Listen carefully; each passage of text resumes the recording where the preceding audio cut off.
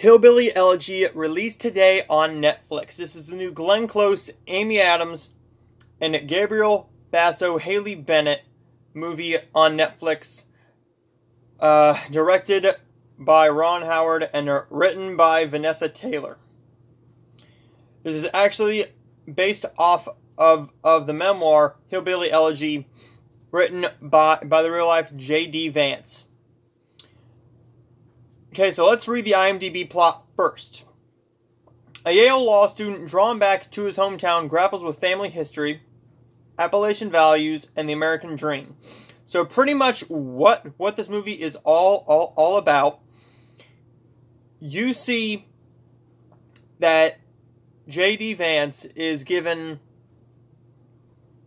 He's a Yale law student, and he has to go back to his hometown to be with his mother Bev, played by Amy Adams, who is struggling with addiction, addiction to heroin. This movie is basically about taking a look back at his upbringing, pretty much, because Amy Adams wasn't the nicest mother. Soon we find out that Mama was not the nicest grandmother either, played by Glenn Close here. Before we get into the actual review, word before this movie actually came out, before anybody saw it, was that we were going to get another Glenn Close Academy Award nomination like we did with The Wife. Clearly, I love The Wife. The Wife is an amazing movie. I love this movie. It's one of the best movies of 2018. This is a movie that should have won awards. This is a movie that should have won many, many awards and been up for more than just lead actors. And I believe that Glenn Close had the best performance of the entire year that year, but it was a packed year. We had Lady Gaga and Olivia Colman going up against her. But to me, Glenn Close was the better performer. She was the better lead in the movie. She gave it her all, like she does every single performance. Amy Adams has been up for awards before. This is a movie that was said to be a big Oscar contender. After seeing it, people saw it and no, it's not going to get nominated for many Oscars. What do I think? Let's get into it, and then I'm going to get into what I think the Oscar chances are. This movie is better than what people are saying it is. From what I've heard, it's either a bad movie or it's really good. It's a good movie. It's a good movie, but it's not great. This had the potential to be great. And I think this has to do with the direction by Ron Howard. Ron Howard wants to give you all these different angles and all these different stories, but the shots are just so basic and lifeless.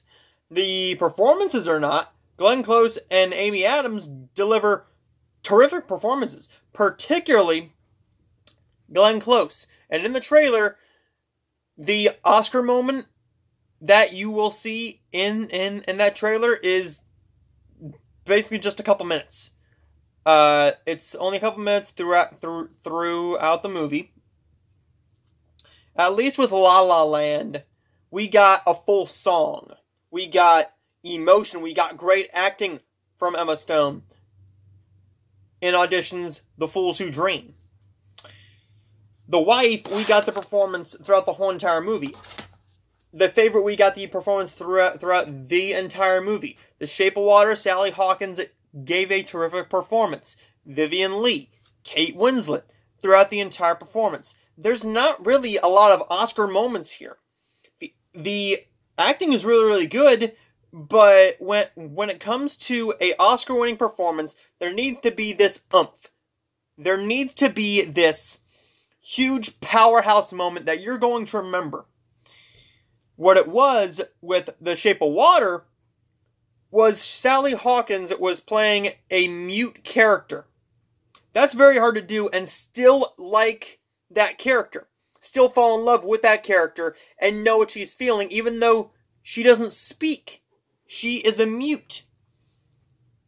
This movie has one powerhouse scene, and sometimes that's all that's needed. Look at Alec Baldwin.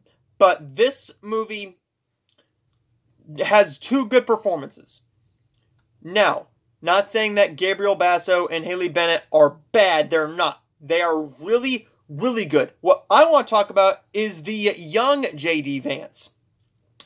His first name is Owen. I'm not going to butcher his last name because I just don't want to butcher his last name. You see him throughout the majority of the movie. This kid is supposed to carry the weight throughout the majority of the movie. You get a lot of adult J.D. Vance, but what you're really invested in is where Mamaw is there. When Mamaw is in the movie, that is where the movie really shines. But the problem is the direction is so lifeless, and there's really nothing to the story that you just don't care. Now, I have heard a couple other people say that both actors and the character were wooden. Well, that's what they needed to be. To me, that's what they needed to be. So wooden. Now, not as wooden as, like, Jamie Dornan in the 50 Shades of Grey movie, where each character is just like listening to two pieces of plywood go like this. With this one, I didn't think he was lifeless. I didn't think he was annoying. I didn't think he was wooden. I thought he delivered a good performance. Both actors, playing both adult and young J.D. Vance, delivered good performances. Not Oscar-worthy performances, but this is a movie that I really enjoyed. But I had a small little problem with it. And I don't think that this is getting nominated for as many awards as people first thought. When this movie came out, all was thought Ron Howard, Amy Adams, and Glenn Close. The trailer came out. We thought for sure that Amy Adams and Glenn Close were getting 2 actress Oscars. I don't think so now. I think Glenn Close has a better chance than Amy Adams does. But Amy Adams is still really, really good. Who knows? We're going to have to see if anything else moves. Because right now it's being said that that Amanda Seyfried is going to be winning for Mank. I don't know. I haven't seen Mank. I will be watching that and reviewing it the day it comes out, December 4th. And I will tell you my opinion then. And there's also talk that, Olivia Colman could also win for Best Supporting Actress. So I think that the race right now, from what I have heard, might be between Glenn Close, Amanda Seyfried, Olivia Colman, maybe Saoirse Ronan. I've heard Ammonite is okay. I've heard that the performances are good, but there's nothing really special there. I'm going to have to wait, and I don't even know if I'm going to watch Ammonite yet. I don't even know if I'm going to get the chance to see Ammonite. I don't even know if I'm going to watch Ammonite. But Hillbilly Elegy is one that, if you're in Kentucky, if you're looking for real, raw, Kentucky-esque moments, and you know exactly how living like this is, see, I don't really know how to describe it, because I am in Ohio, and that's where some of this movie also takes place.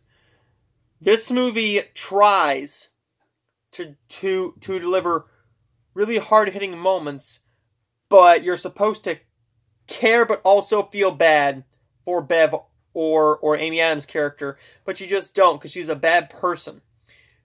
You start to realize that Mamaw is giving every chance imaginable to J.D. Vance, to her grandson. And she's trying and trying and trying, and you hear a little bit about Bev's past and Mamaw's past as well. That I saw coming. how could you not see it coming? You could have seen it coming from a mile away. Hillbilly Elegy is better than I think people are giving it credit for, but Hillbilly Elegy is definitely a weaker film with this year's Academy Awards. Not saying that Amy Adams and Glenn Close are completely out of the question, but Ron Howard's out. The screenplay is more than likely out. The costume design is out. Production design is out. The only two things that can possibly be up for anything. No Best Picture. No Best Picture. You may see Glenn Close and Amy Adams, but I'm not promising anything. I am not saying this is a definite. Now, if this movie was as good as we wanted it to be, a Best Picture quality with Academy Awards written all over it, then I would say yes. Some of these are locks. But we also have Mank, we have The Father, we have Nomadland, we have tons of other stuff. The Trial of the Chicago 7, which I'm going to be watching this weekend.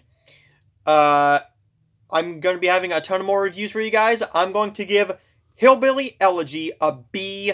I was going to go with a C+. That is what my Letterboxd... No, that's what it says with my grade on Instagram. But the more I think about it, a B- makes more sense. So there's my review of Hillbilly Elegy. I wish that it was better, but it's still a good movie. I don't think I will ever watch it again, though. Stay tuned, because I will have more reviews very, very soon. My next review is going to be for the first ever